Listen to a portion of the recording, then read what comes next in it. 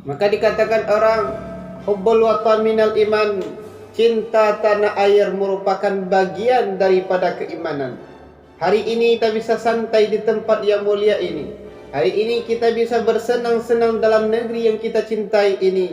Semua tidak lain dikarenakan jasa para syuhada kita, jasa para pahlawan kita yang dulunya sudah berperang melawan penjajah Belanda. Hari ini kita bisa senang hidup dalam kampung kita dikarenakan para pejuang-pejuang dulu. Mereka mengangkat tombak, mereka mengangkat golok untuk menghantam dan membunuh mereka orang-orang yang menjajah Islam. Maka karena itu jangan biarkan jasa-jasa mereka hilang begitu saja.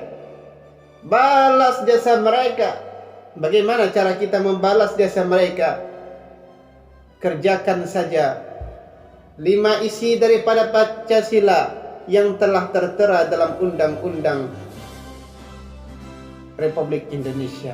Jalankan saja 5 perkara itu, maka kita sudah membalas jasa para syuhada kita yang telah gugur dalam medan peperangan. Apa 5 isi Pancasila? Yang pertama adalah ketuhanan yang Maha Esa. Dalam isi yang pertama mengajarkan kepada kita tentang ketauhidan kepada Allah Subhanahu wa taala. Maka bukti seorang cinta kepada tanah air, dia cinta kepada Allah. Bukti seorang cinta kepada tanah air, dia akan mentahhirkan cintanya kepada Allah Subhanahu wa taala. Dan bukti seorang cinta kepada Allah, dia akan terlihat pada karakter dan kinerja sehari-harinya. Dia seorang guru, dia jalankan tugasnya sebagai guru. Dia seorang karyawan biasa, dia jalankan tugasnya sebagai karyawan biasa dengan jalan mengedepankan iman kepada Allah Subhanahu wa taala. Maka bukti seorang cinta kepada tanah air, dia melaksanakan sembahyang. Bukti dia cinta kepada tanah air, dia melaksanakan puasa. Bukti cinta dia tanah air, tidak pernah melaksanakan korupsi. Kalau sudah melaksanakan korupsi, percuma kita berbicara tentang cinta tanah air. Kenapa? Karena mereka melanggar dengan undang-undang yang pertama, yaitu ketuhanan yang Maha Esa.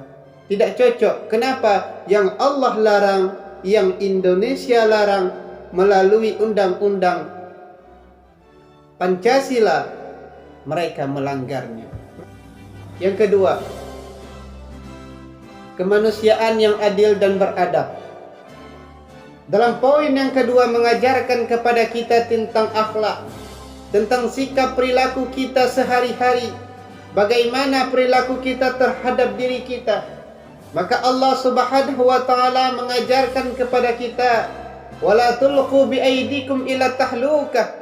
Jangan engkau campakkan diri kalian dalam kebinasaan. Allah melarang diri kita untuk melukai tubuh kita. Allah melarang diri kita untuk membunuh diri kita. Makanya dalam hukum syara, Allah haramkan narkoba, Allah haramkan ganja, Allah haramkan minuman-minuman keras. Kenapa? Karena hal itu semua dapat menyebabkan seseorang binasa. Kemudian dalam pasal itu Islam mengajarkan tentang akhlak terhadap manusia, akhlak terhadap tetangga, akhlak terhadap orang muslim yang lainnya.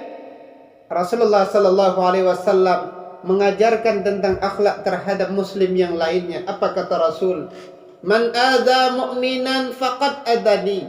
Barang siapa yang menyakiti tetangganya, barang siapa yang menyakiti muslim yang lainnya, dia telah menyakiti aku kata Rasulullah sallallahu alaihi wasallam.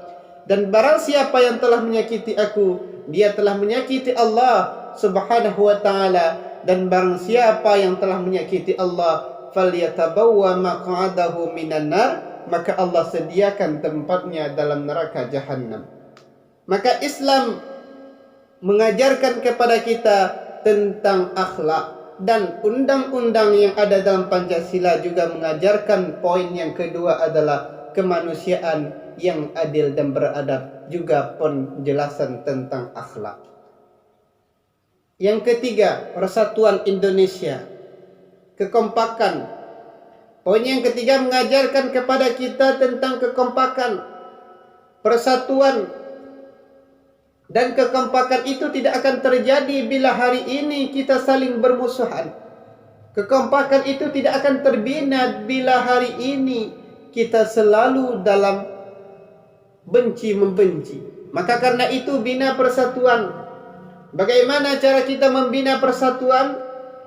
Hilangkan segala yang dapat menjadikan persatuan itu hancur. Hilangkan perdebatan. Kalau ada masalah, selesaikan dengan cara baik-baik. Karena permasalahan itu penyebabnya ada dua. Kenapa kita hari ini tiap hari ribut? Alasannya cuma dua. Yang pertama alasannya dikarenakan tidak ada ilmu dalam bagian itu. Dan yang kedua adalah dikarenakan ada orang yang salah tapi dia tidak mau mengalah. Inilah persoalannya. Bila kita ingin bersatu, sambung silaturahim, sambung silaturahmi, bina persatuan. Bila persatuan itu sudah kita bina, maka akan timbul satu kata, seiring sebahu seayun selangkah. Berat sama dipikul, ringan sama dijinjing. Ke gunung sama mendaki, ke laut sama mengayuh. Tujuan kita hanya satu, ingin membina kekompakan. Poin yang ketiga. Poin yang keempat mengajarkan kepada kita dalam isi Pancasila adalah kerakyatan yang dipimpin oleh hikmah, kebijaksanaan dalam permusyawaratan perwakilan. Sikap hukum yang adil. Maka bila hukum dijalankan dengan sesuai ketentuan yang ada dalam undang-undang, kita akan aman. Tetapi bila sebaliknya, bila hukum yang kecil salah, hukum cepat-cepat ditegakkan, tapi bila yang besar salah, diam pura-pura tidak tahu, ini akan jadi masalah. Bila yang kecil salah, hukum cepat-cepat ditegakkan, tapi bila yang besar salah, diam pura-pura tidak tahu. Kalau hal ini bisa dikerjakan, terjadi, maka inilah penyebab kehancuran pertama. Maka karena itu jangan biarkan hukum di negeri kita ini bagaikan pisau, tajam ke bawah, tumpul ke atas. Ini yang jadi permasalahan kita hari ini. Kemudian yang kelima, isi Pancasila adalah keadilan sosial bagi seluruh rakyat Indonesia. Sikap keadilan, memperbaiki diri, menghargai orang lain selama mereka dalam lakum dinukum waliyadin, maka tetap kita harus menghargai perkara-perkara yang mereka laksanakan. Wallahu a'lam bishawab. Assalamualaikum warahmatullahi wabarakatuh.